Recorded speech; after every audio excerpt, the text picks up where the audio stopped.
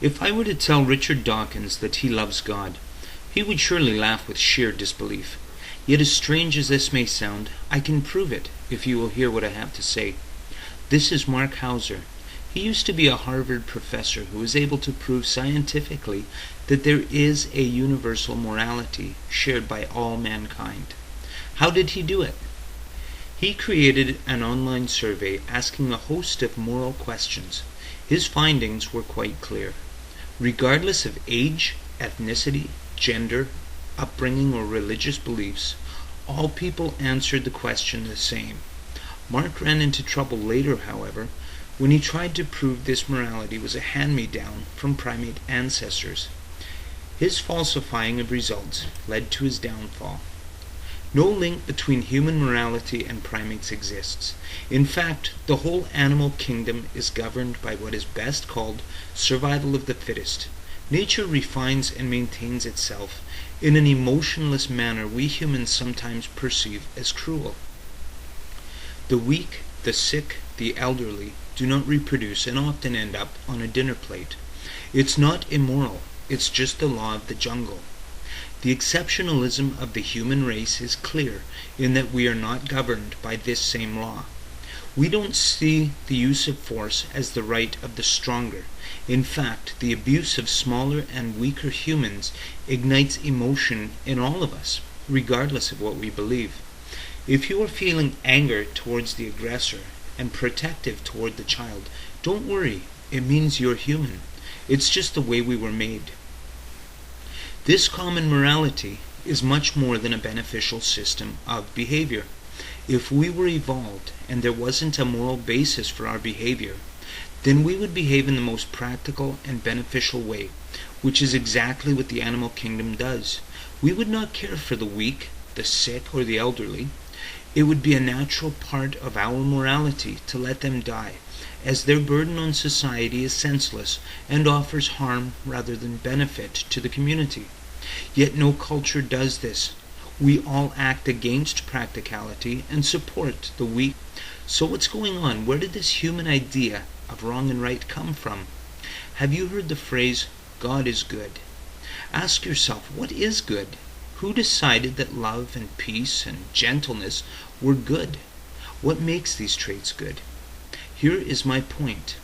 Every human understands the nature of God and agrees with it to a point. God is loving, therefore we find love is good. God is creative, therefore creativity is good. God is gentle, therefore we value gentleness. God is wise, and we also esteem wisdom. God is forgiving, therefore forgiveness is good. We all have the trademark of God's nature stamped on us. We all naturally approve of God's nature.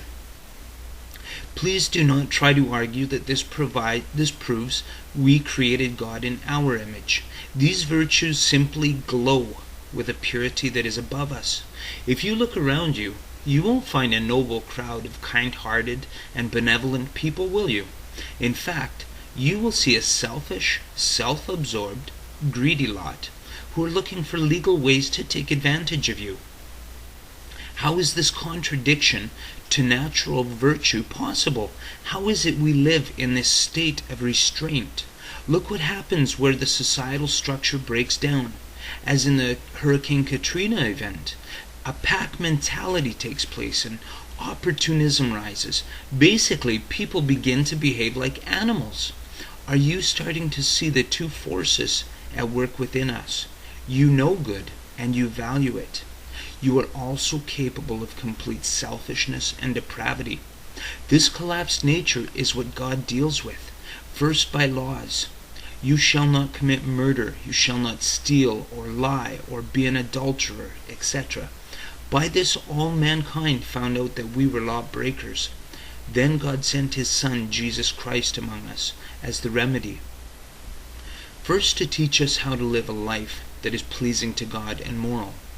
Then to die a very necessary sacrifice that could divert the fury of God away from our sinful nature. You see, God is completely holy and cannot allow any sin before Him. His nature is like a furnace, and sin is a flammable imperfection within us. The sin must be purged, or nearness to God will result in our destruction. God didn't make our salvation complex. He said, "You believe, I'll do the rest." Religious people try to earn approval from God by changing their behavior.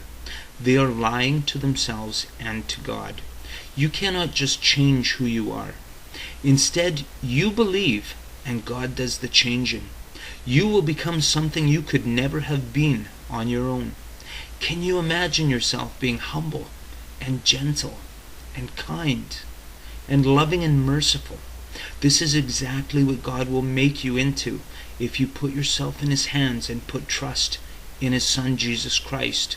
And it is these very people who will populate His heavens. If you want to better understand God's plan for you, please watch The Gospel by Eric Ludy. You can find the link below. Thanks for watching.